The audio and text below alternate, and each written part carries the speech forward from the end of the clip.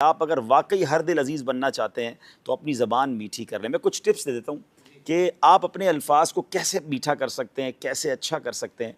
तो सबसे पहली बात तो यह है कि प्यारे आका अलैहिस्सलातु वस्सलाम की सुन्नत मुबारक है कि नबी पाक बीबी आयशा सिद्दीक़ा रज़ियल्लाहु तआला अन्हा फरमाती है कि जिस तरह तुम तेज़ तेज़ गुफ्तगू करते हो, नबी पाक ऐसे नहीं करते थे, चिल्ला चिल्ला कर बात नहीं करते थे, तो ठहर ठहर कर बात करते। बल्कि सहाबा फरमाते कि प्यारे आका अलैहिस्सलातु वस्सलाम जब गुफ्तगू फरमाते ना, तो कोई अगर गिनना चाहता ना, अल्फाज काउंट करना चाहता, तो वो काउंट कर लेता।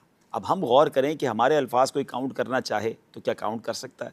जो लोग चीख चीख कर बात करते हैं, चिल्ला चिल्ला कर बात करते हैं, वो गौर करें, आपकी बात लोगों को पसंद नहीं आ रही है, बहुत स्पीड पे बोल रहे हैं तो भी आपकी बात लोगों को समझ नहीं आ रही है, ठहर कर बात करें। कुछ मुबल्लिगीन या बयान करने वालों को भी लगता है कि मैं चीखो पुकार करके बयान करूँगा, तो ठीक है, कुछ इलाकों में, कुछ गाँव गोठों में शायद ये पसंद किया जाता हो कि आप टेबल तोड़ बयान कर लें, लेकिन अगर इंटरनेशनली आप बयान करना चाहते हैं, आप चाहते हैं कि पूरी दुनिया में आपको सुना जाए, पढ़ा लिखा तबका भी आपको सुने, तो आपको ठहर कर संजीदा अंदाज में, मोहब्बत भरे अंदाज में, डांट डपट करके नहीं, प्यार मोहब्बत से समझाना होगा। इसका बहुत आसान तरीका है चेक करने का कि आज पूरी दुनिया में जिन स्पीकर्स को ज़्यादा सुना जा रहा है, आप गौर कर लें कि उनके चीखने का अंदाज़ है या वो ठहर ठहर कर और एक एक बात को वाजे करके बोल रहे होते हैं। फिर तलफ़्फ़ुज़ ठीक करें अपनी गुफ्तगू के। बाज़ औक़ात आप बोल तो रहे होते हैं मगर सामने वाले को समझ ही नहीं आ रहा होता कि उर्दू बोल रहा है, पंजाबी बोल रहा है, सिंधी बोल रहा है, एक ही ज़बान में 4-5 ज़बानें चल रही होती हैं। अगर उर्दू बोल रहे हैं तो प्रॉपर उर्दू बोलें, पंजाबी बोल रहे हैं तो फिर प्रॉपर पंजाबी बोलें, जो भी ज़बान बोल रहे हैं, इंग्लिश बोल रहे हैं, ताकि आपकी तलफ़्फ़ुज़ दुरुस्त होंगे तो सामने वाला तलफ़्फ़ुज़ की गलतियाँ ढूँढने की बजाय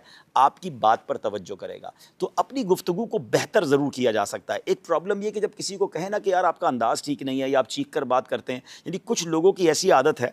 मुझे याद है एक बार हम किसी सफ़र पर थे तो हमारे बराबर वाले कमरे से ऐसा लगा लड़ाई हो गई। हम हालांकि काफ़िले में थे, तो मैं गया, मैंने कहा अल्लाह खैर करे, खैरियत तो है? तो कह रहे हम तो सिर्फ बातें कर रहे थे। यानी वो बातें ऐसे कर रहे थे जैसे लड़ाई हो गई है। तो ये कुछ लोगों का एक प्रॉब्लम है। ये प्रॉब्लम नाज़रीन ज़रा समझिएगा कि कुछ लोग अपने आप को अपने मिजाज के हवाले कर देते हैं कि यार मैं तो हूँ ही ऐसा, मेरा स्टाइल ही ऐसा है, मेरी गुफ्तगू ही ऐसी है, बुरा लगता है तो बुरा लगे, मैं ठीक नहीं कर सकता, मैं गुस्से वाला हूँ। अपनी जिन जिन बुराइयों के हवाले आप अपने आप को करते जा रहे हैं ना, ये ना कीजिए, क्योंकि याद रखिए ये आदत है जो कि बदल सकती है। रंग और कद नहीं बदला जा सकता। कोई अफ्रीकन कहे मैं गोरा हो जाऊं, गोरा कहे मैं अफ्रीकन जैसा काला हो जाऊं, ये नहीं हो सकता। कद आपका कुदरती है, मगर मिजाज बदला जा सकता है। कोशिश करेंगे तो कहते हैं ना, अल इल्मु बित्तअल्लुमी अल हिल्मु बित्तहल्लुमी। आप सीखेंगे तो इल्म मिल जाएगा, हिल्म अपनाएंगे तो हिल्म आ जाएगा। नरमी अपनाना शुरू करें, इसके लिए थोड़ी सी प्रैक्टिस करें। अपनी बात को रिकॉर्ड कर लें, आप अपने बयान को रिकॉर्ड कर लें, आप अपनी गुफ्तगू को खुद मोबाइल में रिकॉर्ड करके बाद में सुने। यकीन करें आपको इतनी बाज़ औक़ात शर्मिंदगी होगी कि यार मैं ऐसे बात करता हूँ। ऐसे बाज़ औक़ात जुमले ऐड किए हुए होते हैं जो सामने वालों को इरिटेट कर रहे होते हैं। हमने पिछले दिनों भी मिसाल दी थी, चूँकि चुनाचे जैसा कि हाजी साहब, और फिर तस्बीहात वो वाली पढ़ना जहाँ पढ़ने का मौका नहीं। तो अपनी गुफ्तगू को खुद स्कैन करने की आदत डालें। आप यकीन करें आप दुनिया के हर मैदान में तरक्की कर सकते हैं जब आपको अच्छा बोलना आ जाए। आप बहुत अच्छे दिखते हैं, आपके पास इल्म का ख़जाना है। आप गौर से सुनिएगा, आपने 2000 किताबें याद की हुई हैं, मगर आपको अच्छा बोलना नहीं आता तो किताबों को डिलीवर कैसे करेंगे? अपने सीने में महफूज लेके चले जाएंगे ना। कुछ लोगों के पास इल्म थोड़ा होता है अशफाक भाई, मगर वो बोलते इतना अच्छा है कि बड़े बड़े इल्म वालों से ज्यादा वो लोग उनकी बात सुन रहे होते हैं। तो इट मींस आपका डिलीवरी अगर अच्छी है, आपको बोलना अच्छा आता है, आप दुनिया में बहुत आगे बढ़ सकते हैं। मीठे बोल अपनाने की कोशिश करें, देखें कौन अच्छी बातें करता है, उसको सुने, अंदाज को सुने। आखिरी बात कर लेता हूं, एक और खूबसूरत मैं आपको टिप दे देता हूं कि आप अमीर अहले सुन्नत के मदनी मुज़ाकरों को एज अ क्लास देखना शुरू करें, एज अ टीचिंग। एक वर्कशॉप ले लें इसको।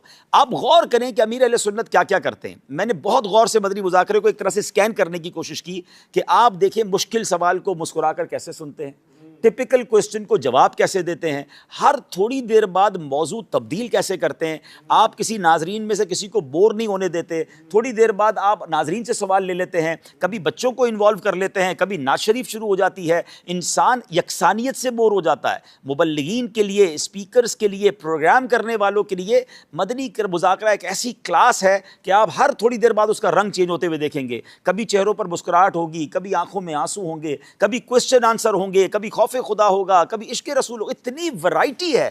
तो आपकी ज़ात में अगर वैरायटी नहीं है तो आप बहुत आगे नहीं बढ़ सकते। एक बात याद रखिए, प्रेडिक्टेबल ना बनिए। कुछ लोग प्रेडिक्टेबल हैं, यानी प्रेडिक्टेबल से मुराद ये कि हमें पता है ये क्या बोलेगा।